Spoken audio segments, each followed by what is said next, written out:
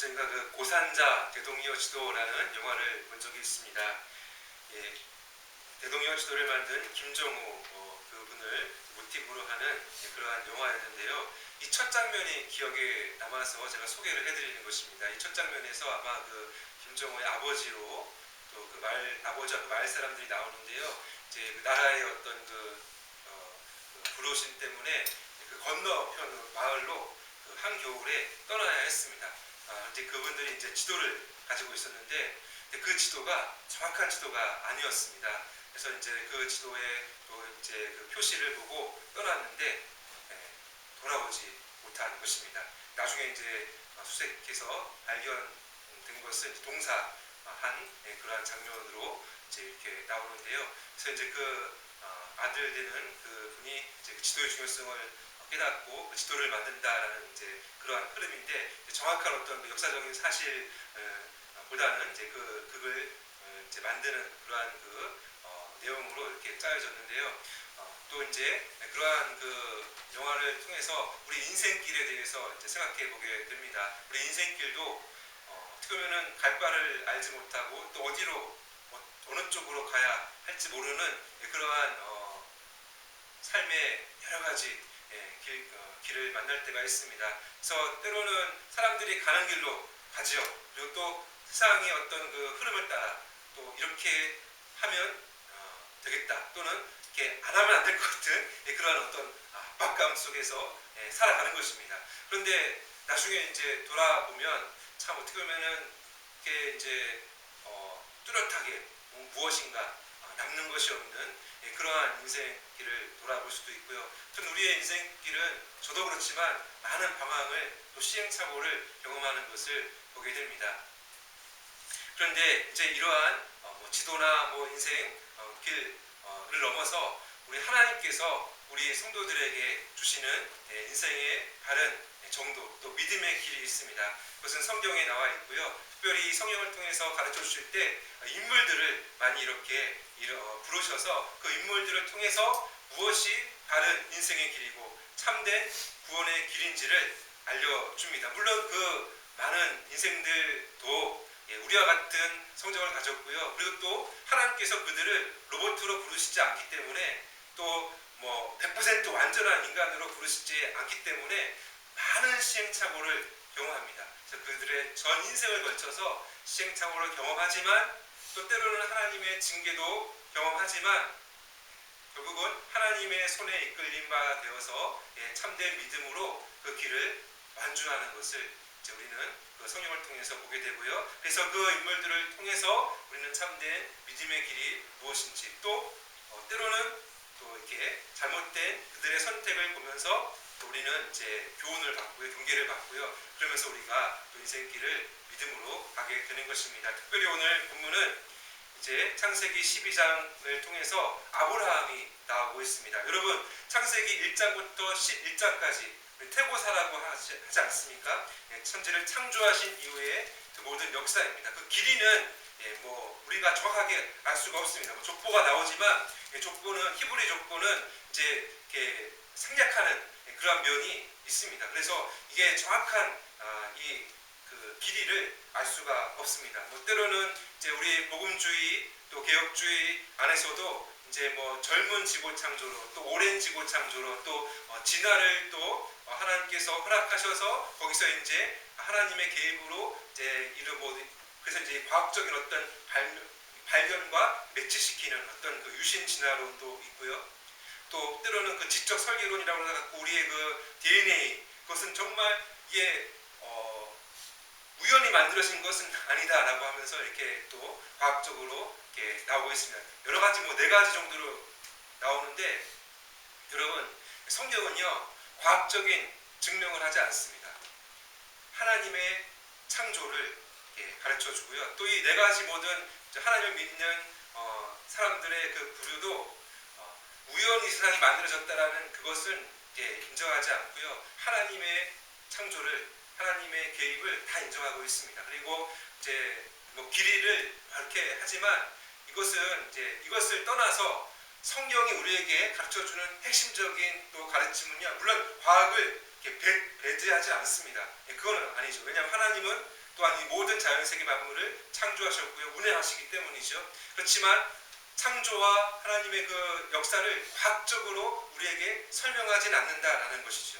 그리고 중요한 것은 창세기 1장부터 11장까지 이 태고 역사, 사람들마다 이게 만 년이다, 몇천 년이다, 또는 뭐 인류가 뭐 60만, 또 지구의 나이가 또 60억, 또는 뭐 우주의 나이가 138억 년, 뭐 이렇게 되는. 그런데 말씀드렸지 않습니까? 제가 처음 창세기 처음 시작할 때도 말씀드렸지 않습니까? 이게 변화가요, 타락 이후에 온 세계 자연 세계 가운데 이 저주가 임했거든요. 거기서 어떤 역사가 일어났는지 모릅니다. 그리고 또 이 격변이 얼마나 일어났는지도 모릅니다. 그러니까 우리가 지난번에 살펴본 대로 대홍수로 인한 격변이 있었죠. 그래서 우리는 항상 이 믿음의 길, 또 인생의 길을 갈 때 무게 중심을 성경에 둬야 합니다. 성경에서 타락으로 인한 저주가 임했기 때문에 이게 어떻게 변했는지 모르고요. 또 하나님께서 세상을 창조하실 때 이게 보시기에 좋았더라. 또 아담도 성인으로 창조하셨기 때문에 우리는 그 뭐 이렇게 그것이 뭐 고대로 이렇게 고대 뭐 이런 역사로 이렇게 과학적으로 한다 할지라도 하나님 만드신 창조 세계는 아담의 창조는 성인으로 창조했다는 것을 우리는 이렇게 성경이 가르쳐주고 있기 때문에 그것을 받아야 되는 것이죠. 그래서 이제 성경이 가르쳐주는 것에 무게중심을 두고 어떻게 되는지는 하나님께서 이 과학적으로 다 열어주시지 않았기 때문에 중요한 것은 하나님의 그 말씀 가운데 격변이 있었고 또 이 세상이 변화가 있었다는 것, 또 그것을 과학적으로 이렇게 설명할 때는 하나님이 세상을 창조하셨을 때 아담을 성인으로 창조하셨기 때문에 그것을 또 과학적으로 설명해 내는 데 있어서 우리는 또 그것이 이제 설명은 들을 수 있지만 또 다를 수 있다라는 것을 알고요. 또 나중에 새하늘과 새 땅이 이 땅에 임할 때는 그 새하늘과 새 땅 완성된 천국을 하나님께서 뭐 몇 억 년, 몇십억 년 통해서 만들어 주셔갖고 내려오는 게 아니다라는 것 정도 우리는 알고요. 또 그렇지만 과학을 배척할 필요는 없습니다.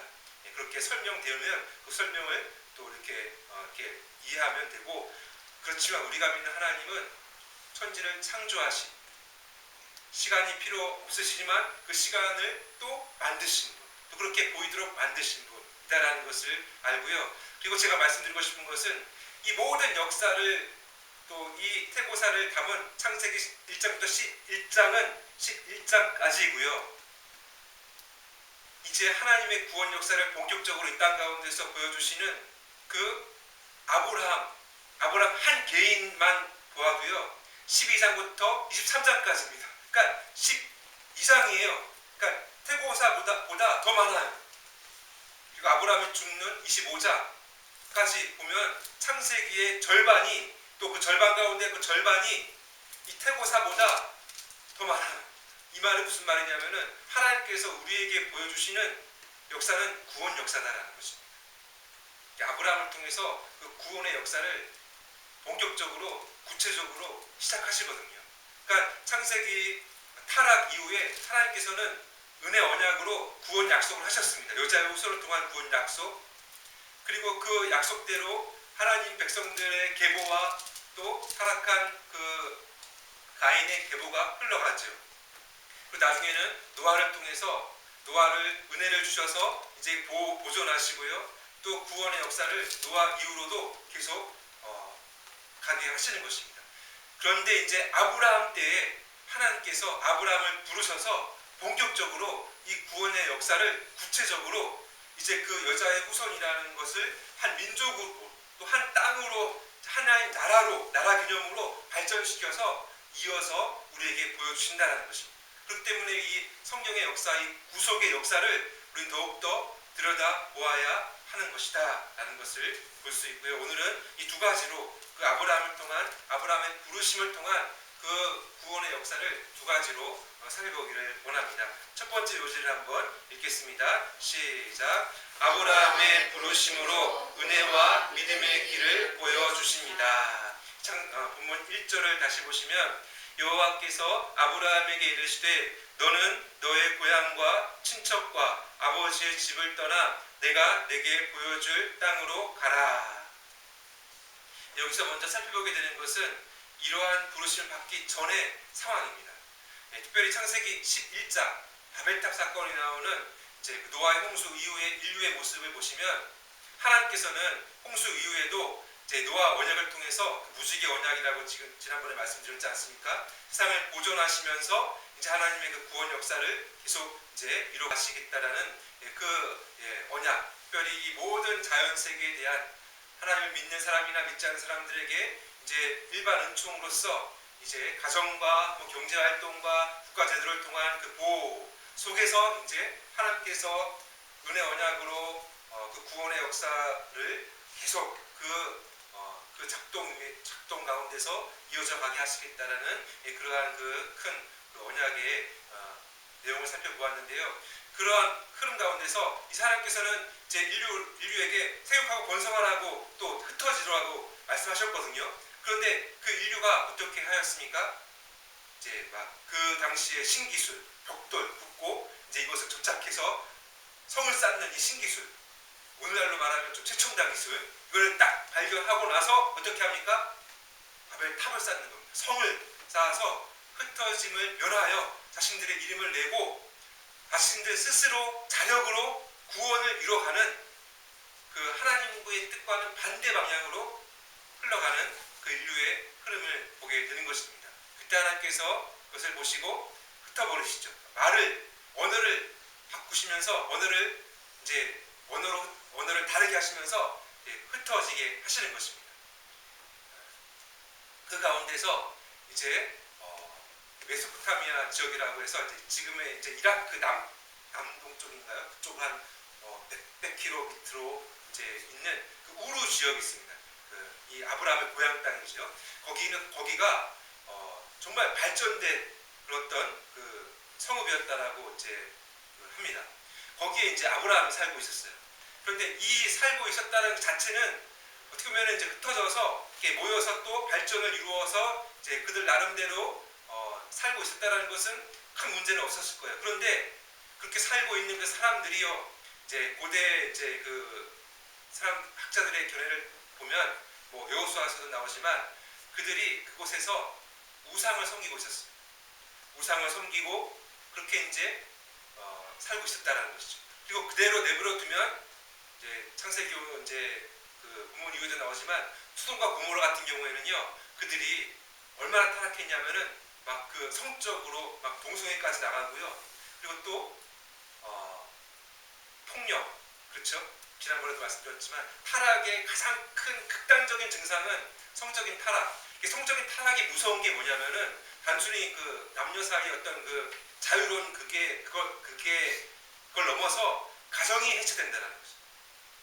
가정이 해체된다는 것이고요.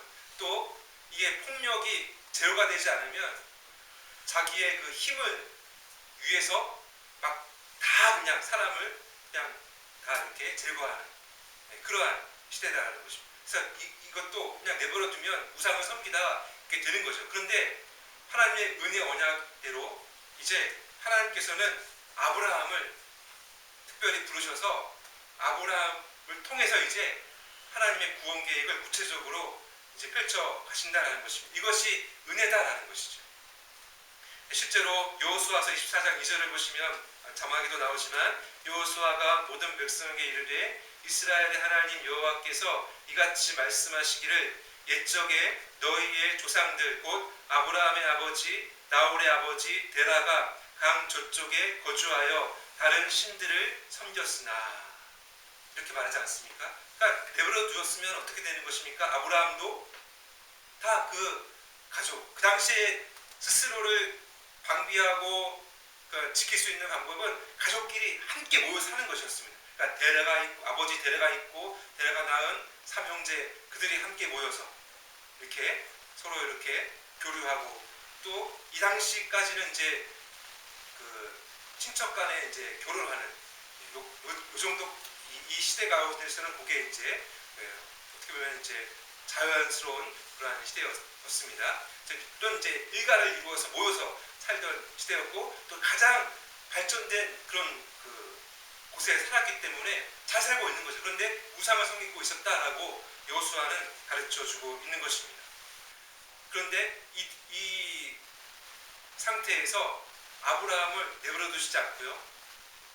하나님이 나타나셔서 그를 부르신 것입니다. 이 구체적인 장면이 오늘 본문에도 이제 말씀하시지만 이보다 더 전에 이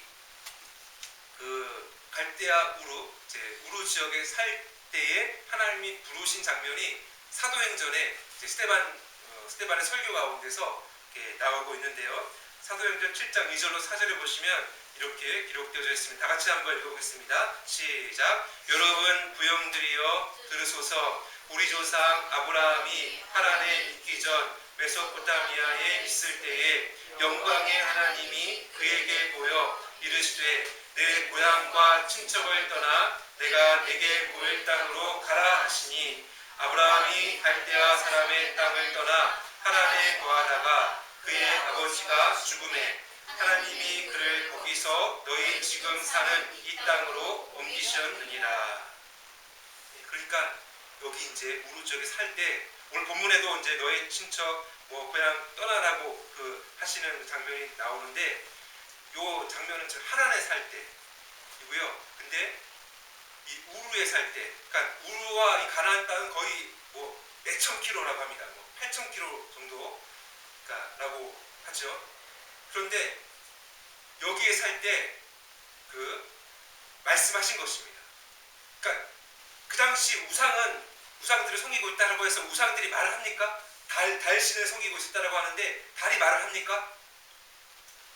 바라다라 이렇게 부를 수 있지만 달이 말을 하지 않죠. 그런데 어느 날 보이지 않는 하나님께서 말씀하시는 영광의 하나님이 말씀을 하시는 거예요.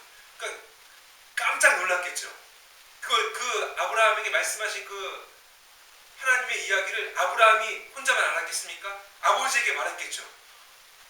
너무나 놀라운 음성을 들었고 정말 이거는 거짓말이 아니다. 이건 정말이다라고 했겠죠.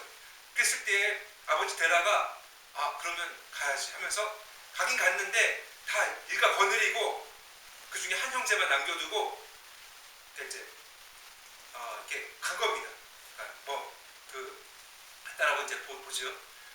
근데 갔는데 거기서 이제 가다가 윗지방 이제 경계 지방이 있어요. 하란이라는 지방이 있는데 거기까지 갔어요. 근데 거기서 하란과 이 가나안 땅은 거의 1000km가 되거든요. 근데 못 가는 거예요. 왜냐하면 거기가 경계거든요. 그러니까 더 이상은 못 간 거예요. 더 가면 안 된다. 왜냐하면 여러분 생각도 그렇지 않습니까?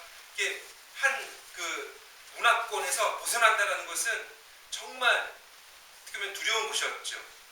이 고대 시대에는 스스로 이렇게 미래를 또 이렇게 장담할 수 없는 것이었습니다. 그렇기 때문에 데라가 그냥 거기 하란 땅에 산 것입니다. 그러다가 이제 데라가 죽고 나서 하나님께서 아브라함을 이끄셔서 이제 본문의 내용과 같이 그의 75세 때에 이제 가나안 땅으로 인도해 들이셨다라는 것을 우리는 보게 되는 것입니다. 그래서 이러한 내용을 보면 우리는 이것이 하나님의 전적인 은혜다. 그러니까 막 붙잡으셔서 갖고 말씀을 하셨지만 그냥 그들을 인도하시지만 그들을 또 인격적으로 인도하시면서 또 포기하지 않고 인도하시는 것입니다. 그리고 구약 시대에요. 이제 여러 의인들이 있었습니다. 노아도 있었고요, 다니엘도 있었고, 욥도 의인이라고 이렇게 정평이 나 있는 3인방인데 이러한 의인들보다는 아브라함 우상을 섬기고 있었고 또 하나님의 말씀 또 하나님을 잘 몰랐으니까 또 이렇게 따르는 길에서 지체하고 딜레이되고 이럼에도 불구하고 하나님은 택한 아브라함을 포기하지 않으시고요. 마침내 약속의 땅으로 인도해 들이시는 것입니다.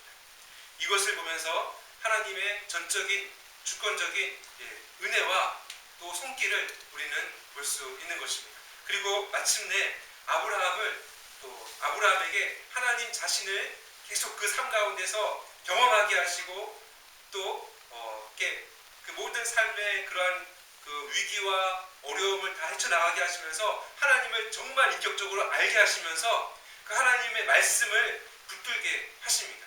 그래서 그렇게 인도해 가신다는 것이죠. 은혜로 부르셔서 포기하지 않고 믿음을 딱 주셔서 믿음으로 세워주신다는 것입니다. 이것이 이제 아브라함을 먼저 이렇게 부르시면서 보여주신 그러한 과정이었습니다. 그래서 아브라함의 믿음을 소개할 때 그 로마서 4장 20절 21절은 이렇게 가르쳐주고 있습니다. 믿음이 없어 하나님의 약속을 의심하지 않고 믿음으로 견고하여져서 하나님께 영광을 돌리며 약속하신 그것을 또한 능히 이루실 줄을 확신하였으니. 이 아브라함의 믿음은요, 거의 이게 믿음의 조상이기 때문에 우리 모두에게도 이제 있어야 하는 그 믿음의 내용인 것입니다. 그러니까 이 믿음은 무엇입니까? 전적인 하나님을 신뢰하고 하나님의 말씀을 확신하는 그러한 것이다 라고 아브라함을 통해서 우리에게 가르쳐 주는 것입니다. 주 안에서 사랑하는 여러분, 이러한 은혜의 부르심과 믿음은 저와 여러분에게도 있고요, 있어야만 하는 것입니다. 이게 구원의 길을 이제 가는 모든 성도들의 공통점입니다. 이게 없으면 안 되는 겁니다. 우리도 하나님이 부르셨기 때문에 이 자리까지 온 것입니다. 그죠? 그렇지만 우리가 자동으로 또는 이렇게 100% 순종해서 왔습니까? 아니죠. 우리는 여러 가지 삶의 과정을 경험하고 또 때로는 불순종하고 또 아브라함 또 그 일가처럼 어쩔 수 없는 상황에 놓였을 때 또 이렇게 오게 되고, 그렇지만 중요한 거는 은혜로 부르신 자들은 마침내 하나님께서 그 목적하시는 자리까지 온다라는 것이고요. 또 중요한 것은 하나님과의 관계에서 믿음을 갖게 된다는 것입니다. 하나님 살아계시구나. 우리가 자연적으로 과학적으로 다 이해할 수 없지만 그 모든 것을 만드시고 그걸 초월해 계신 하나님께서 계시구나. 근데 그 하나님은 말씀하시는 인격자이시구나. 또 그 하나님은 말씀을 또 약속으로 주시고 그 약속대로 이루시는 분이시구나 라는 것을 알게 하신다라는 것이죠. 그래서 로마서 11장 29절에 보시면 하나님의 은사와 부르심에는 후회하심이 없다라고 말씀을 하십니다. 결코 우리를 택하여 부르셨다라고 한다면 우리가 부족하고, 아브라함도 나중에 보시면 정말 부족하거든요. 그럼에도 불구하고 하나님의 은사와 부르심에는 결코 후회하심이 없으십니다.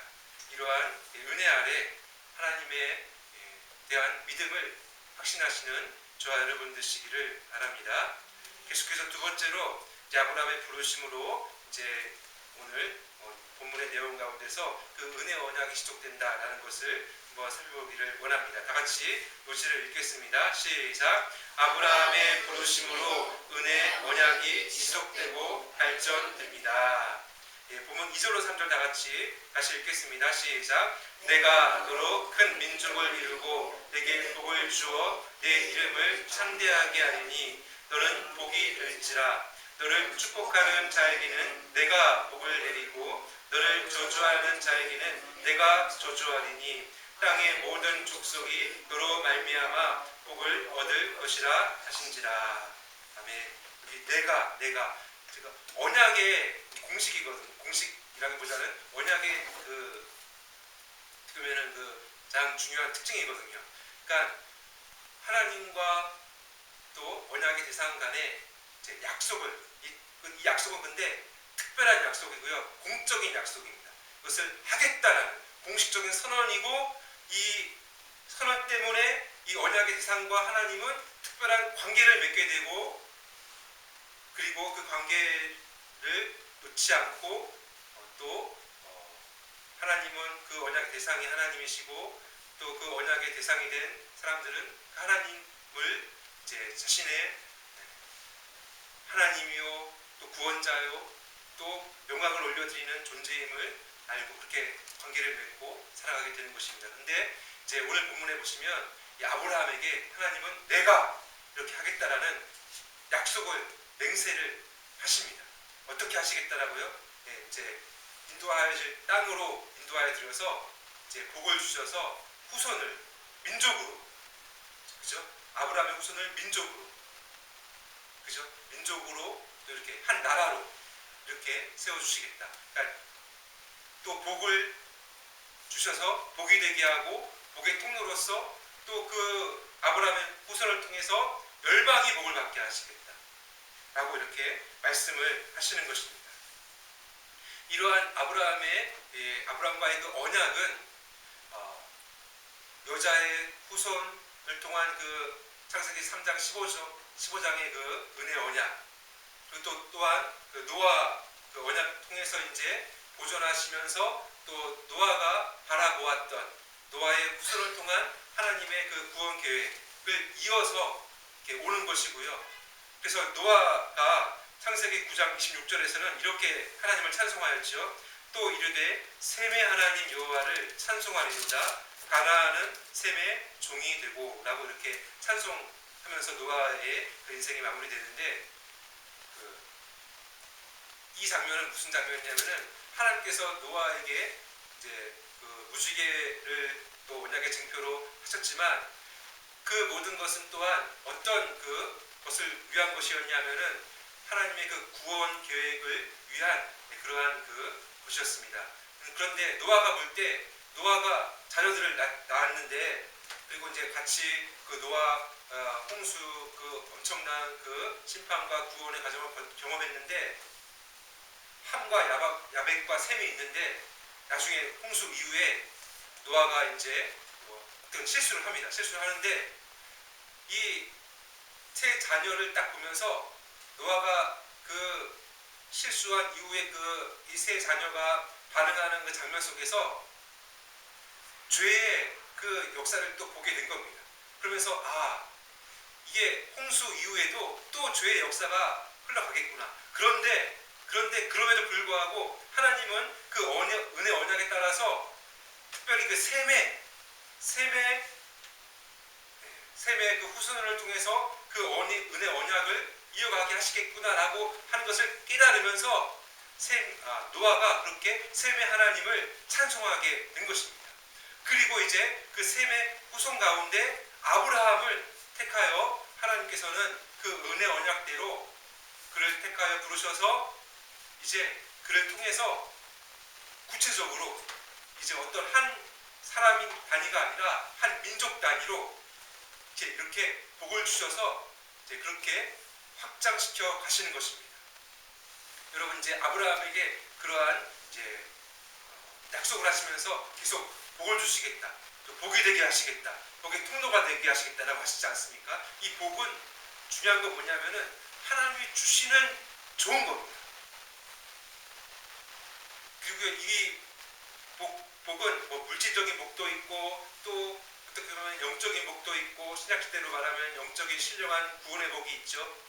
그런데 이것은 다 하나님과의 관계에서 하나님께서 주시는 좋은 것들입니다. 그런데 아브라함에게 이것을 주시는 목적은 이 구원 계획을 이뤄가게 하시기 위해서 주시는 것입니다. 그래서 아브라함에게 또 아직 자녀가 없는 이 아브라함에게 자녀를 주시고요.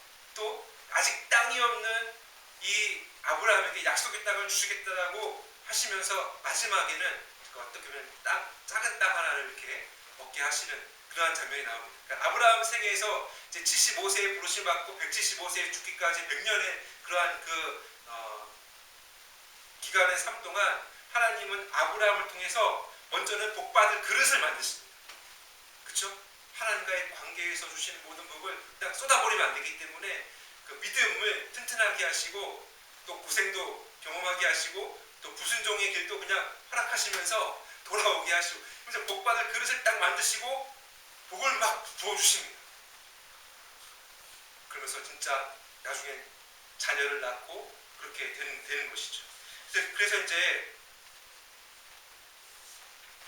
하나님께서는 이러한 그 약속을 성취하시는 그러한 그 있어서 아브라함의 인생을 전체 인생을 다 사용하시거든요. 그러니까 아브라함의 부르심을 딱 받고 75세에 사라와 관계해서 자녀를 낳는 게 아닙니다. 거의 25년 걸려요. 25년 걸려요. 그런데 하나님은 계속 약속하십니다. 오늘 본문에서도 그러한 약속을 하시죠. 7절로 8절 보시면 이렇게 기록되어져 있습니다.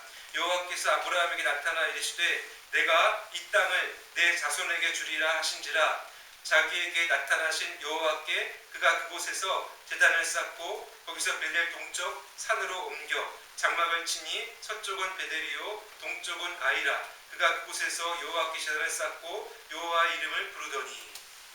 아직 자기는 거류민으로 나그네로 왔죠. 그 땅은 지금 가나안 족속들이 살고 있어요. 때문에 자기는 그 땅을 정착지로 완전히 그 소유지로 삼지 못하고 계속 옮겨 다니는 거예요. 그러면서 하나님의 약속을 딱 받으면서 내가 땅을 주겠다, 후손을 주겠다. 한 민족이 한 국가를 만들어 주겠다. 너를 통해서 또 그러한 그 구원 계획을 이루는 데 있어서 복을 주겠다. 그 복은 너만이 아니라 너를 통해서 이제 또 흘러가게 하겠다. 궁극적으로는 그 구원의 복이죠.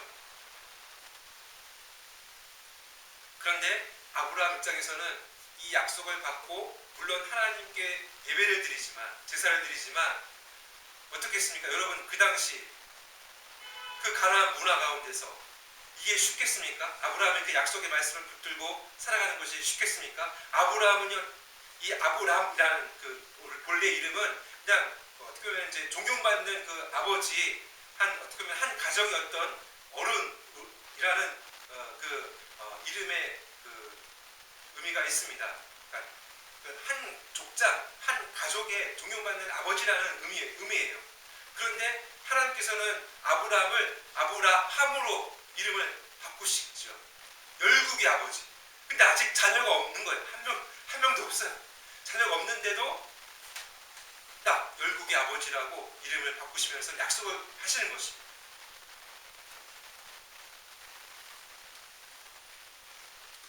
그런데 그 가나안 문화는 정말 그러면은 자기 그 문화는 여러 가지 막 사람의 생각대로 자녀를 어떻게 보면은 낳는 그 문화도 있고요. 또 여러 가지 뭐 이렇게 우상의 어떤 영향 때문에 또 자기 마음대로 살고 싶은 그러한 그 문화가 넘쳐나는 그러한 땅이었죠. 근데 그 속에서 하나님의 약속만을 붙들고 예배하고, 물론 이게 자연적으로 이렇게 이루어지는 게 아니에요. 하나님의 그 어떤 그 초자연적인 역사를 믿으면서 살기란 결코 쉬운 게 아닙니다, 여러분. 오늘날에도 마찬가지죠. 오늘날에도 우리가 정말 우리가 아브라함 입장에서 본다면 이 세상은 어떤 세상입니까? 일단 먹고 사는 게 가장 중요하고, 또 자기 어떤 감각적인 행복을 추구하고, 그죠? 그런 또 세상이 또 추구하는 어떤 그 크기와 높이를 가야 하고, 거기서 뒤처지면 안 된다라는 그런 각박감, 그러니까 마음을 누르는 그 압박감 속에서 우울증도 생기고, 그렇죠. 비교되고 막 이러면서.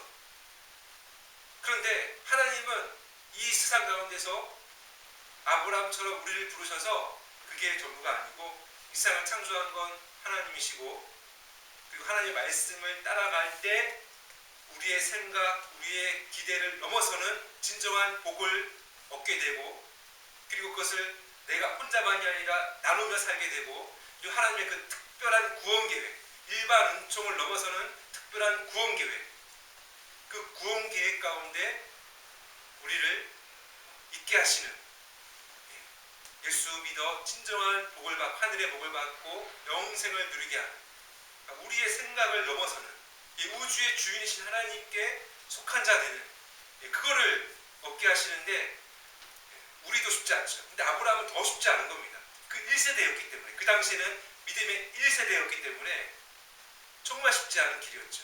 그러나 아브라함 이후의 삶을 기록한 히브리서에 보시면, 먼저는 그 자녀에 대해서는요, 어떻게 약속이 성취되냐면은 히브리서 11장 9절을 보시면 이렇게 기록되어져 있습니다. 믿음으로 그가 이방의 땅에 있는 것 같이 약속의 땅에 거류하여 동일한 약속을 유업으로 함께 받은 이삭 및 야곱과 더불어 장막에 거하였습니다.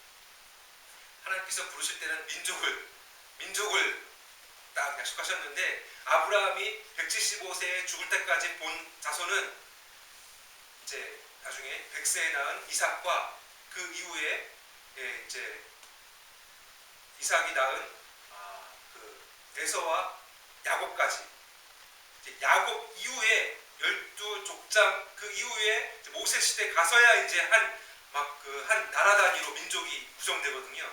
그걸 보지 못하고 장막 가운데 그냥 손자까지 보고, 또 손자만이 아니죠. 나중에 이제 그 사라 죽은 이후에 그드라를 통해서 또 많은 또 여러 자녀를 낳지만 거기까지입니다. 거기 딱 보고 죽어요. 그리고 이제 그 땅은 어떻게 이루어지냐면은 나중에 사라를 장사 지낼 때 막벨라 그 땅을 사요. 거기까지만 딱 얻게 돼요. 그러나 아브라함의 믿음은요, 그걸 넘어섰습니다. 그래서 히브리서 11장 10절로 11절에 보시면 이렇게 기록되어져 있습니다. 다 같이 읽겠습니다. 시작. 이는 그가 하나님이 계획하시고 지으실 터가 있는 성을 알았습니다. 믿음으로 사라 자신도 나이가 많아 간산하였으나 잉태할 수 있는 힘을 얻었으니 이는 약속하신 일을 미쁘신 줄 알았음이라. 이러면서 이제 12절에서는 아브라함을 통해서 별과 같이 또 모래같이 수많은 믿음의 자손들, 그러니까 영적인 자손들, 그러니까 아브라함을 통해서 이루시고자 하신 목적은 구원받는 하나님의 백성들을 이제 딱 보신 것이거든요. 그것을 이루었다라고 하는 것입니다. 그리고 아브라함이 진정으로 바라보았던 그 땅, 그 기업은 하늘에 있는 성이었다라고 가르쳐 주는 것입니다. 영원한. 주 안에서 사랑하는 여러분, 우리는 오늘날 아브라함 언약이 성취된 시대를 살고 있습니다. 그렇죠? 아브라함에게 약속하신 것이 이스라엘을 통해서 1차 성취되었고 2차로 그 이후로 이제 아브라함의 후손으로 이 땅에 오신 예수 그리스도를 통해서 성취되었습니다. 그래서 예수 그리스도를 통해서 이제 예수 그리스도를 믿는 자들은 아브라함이 받았던 그 영적인 복, 믿음의 복도 다 받아 누리게 되는 것입니다. 그래서 마태복음 1장 1절은 이렇게 시작하죠. 아브라함과 다윗의 자손 예수 그리스도의 계보라. 그러니까 이게 은혜 언약이 아브라함 때 구체적으로 확장되고 또 모세 시대를 거쳐서 한 민족이 이루어지고요. 그 다음에 다윗 시대, 그러니까 아브라함부터 다윗까지는 1000년이 걸립니다. 다윗 시대에 이제 정말 나라가 굳건하게 세워지고 또 그 주권이 세워지고요. 그 다음에 다윗 시대 이후로 1000년 있다가 예수님께서 이 땅에 오심으로 말미암아 이제 이 아브라함에게 하셨던 그 은혜 언약의 모든 성취가 일어나는 것이죠. 그래서 이제 아브라함의 후손이신 예수 그리스도를 통해서 이제 진정한 하늘의 복을 받고, 그리고 열방 가운데 지금도 세상 곳곳에 주님의 몸된 교회가 세워져서 하늘의 신령한 복을 받으며 이제 또 그 복을 나누는데 지금 성교의 시대를 계속해서 살아가고 있는 것입니다. 그리고 누가복음 1장 72절 75절에 보시면 이 아브라함 언약이 성취되었다라는 것을 이제 사가랴를 통해서 가르쳐 주시는데요. 다 같이 한번 읽겠습니다. 시작. 우리 조상을 긍휼히 여기시며 그 거룩한 언약을 기억하셨으니 곧 우리 조상 아브라함에게 하신 맹세라. 우리가 원수의 손에서 건지심을 받고 종신토록 주의 앞에서 성결과 의로 두려움이 없이 섬기게 하리라 하셨도다. 물론 이 아브라함 언약은 이제 그 믿음의 복을 받아 누리게 되는, 또 한 족속만이 아니라 한 국가만이 아니라 열방을 통해서 이제 이렇게 복을 받아 누리게 하시겠다라는 그 내용이었지만, 나중에 이제 모세 시대, 다윗 시대를 거치면서 여기에 또 풍성한 내용이 다 포함되거든요. 우리를 보존하시고 주권적으로 보호하시고 장차 하늘의 기업을 또 주시는 이 모든 것이 다 이어져서 발전되어서 예수 그리스도 안에서 다 성취되는 것입니다. 성취의 시대를 우리는 살고 있습니다. 여러분 기뻐하시고 감사하시기 바랍니다. 믿음의 복은요, 이 아브라함에게 언약하신 대로 우리에게도 주어졌고요. 예수 그리스도 안에서요. 또 우리만이 아니라 열방 가운데 모든 족속과 방언 가운데 펼쳐지고 있는 것입니다. 이제 말씀을 정리하면서 한 가지 책을 한번 제가 말씀드리고 싶은데, 아는 만큼 보인다라는 유용준 교수님이시지 않습니까? 그래서 그분이 쓰신, 지금 국립종합박물관 관장님이신 그분이 쓰신 책이었는데, 여기에 이제 그 문화유산을 소개하는 책으로서 그 당시 역사 배경을 알 때에 여러분 박물관에서 그 해설을 들을 때 어떻게 됩니까? 눈이 딱 열리지 않습니까? 그렇죠. 어떤 박물관에 갔는데 그림을 그려놨는데 또는 어떤 작품이 있는데 그 배경과 그 역사적인 지식을 모르면 그냥 아 좋다 끝나는 거예요. 근데 역사적인 배경과 그 지식을 딱 들으면 새롭게 눈이 열리는 거죠. 그리고 그 책에 보시면 조선시대 한 문인의 말이 소개되고 있습니다. 사랑하면 알게 되고 알면 보이나니 그때 보이는 것은 전과 같지 않으리라. 제가 왜 이 책을 소개해 드리냐면은 여러분이 성경을 통해서 이 하나님께서 하신 이 언약, 그리고 언약대로 이루신다. 구원의 계획을 이루신다. 그리고 지금 이 시대가 어떤 시대냐? 그 구원의 계획대로 이루어진 시대다 라는 것을 안다라고 한다면 여러분 우리는 정말 새롭게 이 세상을 볼 수밖에 없는 것입니다. 먼저는 나 개인에게 적용하고 또 열방으로 적용하면서 마치도록 하겠습니다. 먼저 나 개인에게 적용하면은 여러분 우리도 아브라함과 같습니다. 그리고 그 인생길을 가는 데 있어서 하나님이 우리를 포기하지 않으십니다. 우리가 아브라함처럼 연약하고 부족해도 하나님은 우리의 든든한 백이 되시고 그 백이 되실 정도가 아니죠. 우리를 그 약속하신 대로 우리를 이끄시고 우리를 붙들어 주시는 분이십니다. 그래서 제가 우리 전교회에 있었던 청년이 정말 계속 좋아하면서 불렀던 찬양이었는데 이 찬양은 누가 작곡했는지는 아직 모릅니다. 인터넷에서도 잘 안 나오는데 한번 가사를 한번 읽어보시기 바랍니다. 함께 읽겠습니다. 시작. 나는 약하나 그가 강하시고 난 부족하나 그가 채우시네. 나의 모든 것 그가 아시니 내게 두려울 것 전혀 없네. 여러분 우리에게 향하신 하나님의 계획과 뜻을 이루시기 위해서요 우리에게 하나님은 주십니다. 복 주십니다. 그리고 먼저 복받을 그릇으로 연단하십니다. 그리고 그것을 나누게 하십니다. 우리의 어떤 역량이나 우리의 어떤 조건이나 이게 크게 의미가 없어요. 오히려 나는 힘을 빼야 돼요.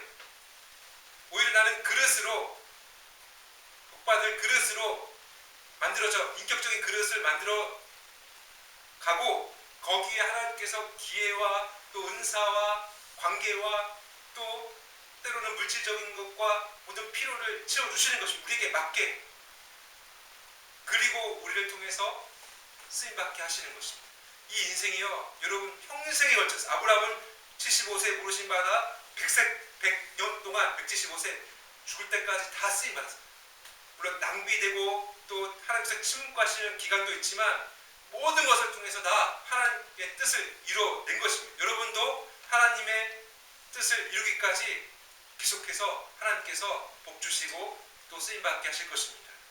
또 하나 여기 제가 준비한 예는 제가 인터넷을 보다가 유튜브 보다가 어떤 유학생의 유튜브를 보았어요. 유학생의 유튜브를 보는데 이 유학생이 미국 가서 유학하다가 거기 미국 자매와 결혼했어요. 결혼해갖고 잘 사는데 이제 처가댁이 한국을 놀러 온 거예요. 막 별 식구가 놀러 와서 이제 그 에피소드를 여러 개 이제 소개를 하는데 제가 그냥 왜 소개해드리냐면은 이제 단순히 그냥 한 가족이 한국에 어서 오세요 해갖고 막 경복궁도 가고 맛있는 것도 먹고 북한 보이는 전망대도 보고 이런 거를 보고 감명을 받는 게 아니라 처가댁 식구들이요 믿음이 있어요. 굉장히 제가 볼 때는 정말 대단한 믿음이 있더라고요. 또 여기 이제 이 한국 유학생 아버님도 목사님. 나중에 이제 결혼식을 할 때 보니까 이 아버님이 주례하는데 거의 창세기 복음 설교를 하시더라고요. 아무튼 제가 말씀드리고 싶은 것은 같은 믿음으로 한 가족을 이루어서 함께 살아가는 이 행복한 모습이요, 너무나도 아름답다라는 걸 소개해드리고 싶은 것입니다. 이것이 어떤 언약의 성취인지 아십니까? 지금 배웠지 않습니까? 1시간.